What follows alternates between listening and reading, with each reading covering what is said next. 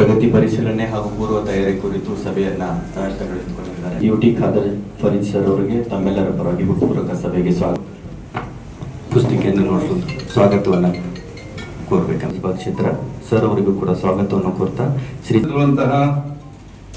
ನಮ್ಮ ಶಾಸಕ ಮಿತ್ರರಾದಂತಹ ಸತೀಶ್ ಕಾರವಾರ ಜಿಲ್ಲೆಯ ಅತಿವೃಷ್ಟಿ ಮತ್ತು ಅನಾವೃಷ್ಟಿಯನ್ನು ಇವತ್ತು ಆ ಒಂದು ರಿವ್ಯೂ ಮಾಡಲಿಕ್ಕೆ ಬಹುಶಃ ಮಾನ್ಯ ಮುಖ್ಯಮಂತ್ರಿ ಇವತ್ತು ನನ್ನನ್ನು ಇವತ್ತು ನೇಮಿಸಿದ್ದಾರೆ. ಎಲ್ಲ ಅಧಿಕಾರಿಗೆ ನಾನು ಹೇಳುದಿಷ್ಟೇ, ಇವತ್ತು ಪ್ರಕೃತಿ ವಿಕೋಪ ಅದು ಇದು ಯಾವಾಗ ಆಗ್ತದೆ, ಎಲ್ಲಿ ಆಗ್ತದೆ, ಹೇಗೆ ಆಗ್ತದೆ ಅಂತೇಳಿ ನಮ್ಗೆ ಯಾರಿಗೂ ಕೂಡ ಊಹಿಸ್ಲಿಕ್ಕೆ ಸಾಧ್ಯವಿಲ್ಲ. ಆ ಸಂತಸಗೊಳಪಟ್ಟಂತ ಜನಸಾಮಾನ್ಯ ಯಾರಿದೆ ಅದಕ್ಕೆ ನಾವೆಲ್ಲರೂ ಕೂಡ ಇವತ್ತು ತಯಾರಾಗಿ ಇರ್ಬೇಕಂತ ಹೇಳಲಿಕ್ಕೆ ನಾನು ಇವತ್ತು ಹಿಂದೆ ನಾವೇನು ಸ್ವಲ್ಪ ನಮ್ಗೆ ಕೆಲಸ ಕಡಿಮೆ ಇರ್ಬೋದು ಅಥವಾ ಸಮಯಕ್ಕೆ ಅನುಗುಣವಾಗಿರ್ಬೋದು. ಹೇಗಂತ ಹೇಳಿದ್ರೆ it's a real time duty.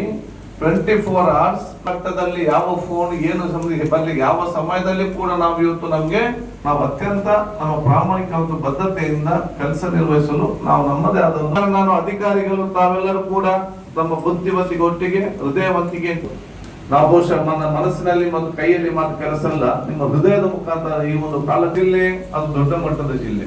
ಒಂದು ಕಡೆ ನಮ್ಮ ಸಮುದ್ರ ಬದಿಯಾದ್ರೆ ಇನ್ನೊಂದು ಕಡೆ ಪಶ್ಚಿಮ ಘಟ್ಟ. ಬಹುಶಃ ತಾಲೂಕು ಮಟ್ಟದ ಅಧಿಕಾರಿಗಳು ತಾವೆಲ್ಲ ಕುಡಿಯೋತ್ತು ಬಂದಿದ್ದೀರಿ.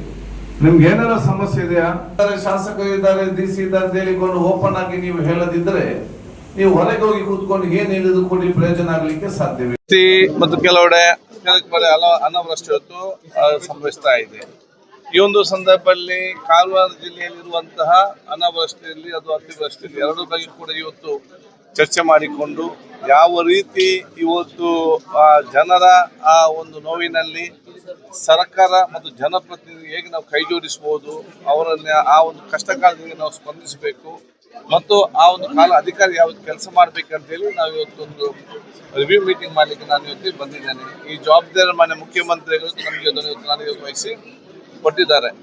ಪ್ರಕೃತಿ ವಿಕೋಪ ಅದು ದೇವರ ಕೈಯಲ್ಲಿ ಇರುವಂಥದ್ದು, ನಮ್ಮ ಯಾರ ಕೈಯಲ್ಲಿ ಕೂಡ ಇಲ್ಲ.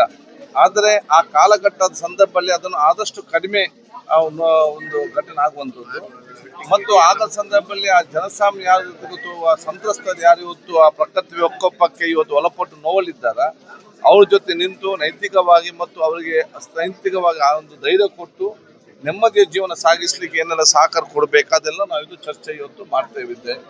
ಮತ್ತು ಜನ ಒಂದು ಕಡೆ ಪ್ರಕೃತಿ ವಿಕೋಪದಿಂದ ಆಗುವ ಸಮಸ್ಯೆ ಆದರೆ ಇನ್ನೊಂದು ಮ್ಯಾನ್ ಮೇಡ್ ಪ್ರಾಬ್ಲಮ್ ಇದೆ. ಜನರ ಸಮಸ್ಯೆಯಿಂದಾಗಿ ಸಮಸ್ಯೆ ಆಗುವಂಥದ್ದು ಹಲವಾರು ಇವತ್ತು ಮಳೆಗಾಲದಲ್ಲಿದೆ. ಆ ಒಂದು ಸಂದರ್ಭದಲ್ಲಿ ಜನಸಾಮಾನ್ಯರಿಗೆ ಹೇಗೆ ಸಹಕಾರ ಕೊಡಬೇಕು ಮತ್ತು ಅದನ್ನು ಅಧಿಕಾರ ಹೇಗೆ ನಿಯಂತ್ರಣ ಮಾಡಬೇಕು, ಅದನ್ನು ಜನಸಾಮಾನ್ಯರು ಅದಕ್ಕೆ ಹೊಂದಿಕೊಳ್ಳದೆ ಅವ್ರಿಗೆ ಏನು ಕ್ರಮ ತೆಗೆದುಕೊಳ್ಬೇಕು, ಇದೆಲ್ಲ ಚರ್ಚೆ ಮಾಡಿಕೊಂಡು ಬಹುಶಃ ಮುಂದಿನ ದಿನಗಳಲ್ಲಿ ಬಹುಶಃ ಈ ಒಂದು ಮಳೆಗಾಲದಲ್ಲಿ ಕಾಲಘಟ್ಟದಲ್ಲಿ ಯಾವುದೇ ಅನಾಹುತ ಆಗದ ರೀತಿಯಲ್ಲಿ ನಾವೆಲ್ಲ ಪ್ರಾರ್ಥನೆ ಕೂಡ ಇದೆ. ಮತ್ತು ನಮ್ಮ ಅಧಿಕಾರಿ ನಾವು ಕೂತ್ಕೊಂಡು ಚರ್ಚೆ ಮಾಡಿಕೊಂಡು ಯಾವ ಸ್ಪಂದಿಸಬೇಕು, ಸರ್ಕಾರದ ಜನಪ್ರತಿನಿಧಿಗಳ ಮತ್ತು ಜನಸಾಮಾನ್ಯ ಸಹಕಾರ ಮತ್ತು ಅಧಿಕಾರಿ ಕೆಲಸ ಅಂತ ನಾವು ಅದನ್ನು ನಿಗದಿಪಡಿಸ್ತೇವೆ.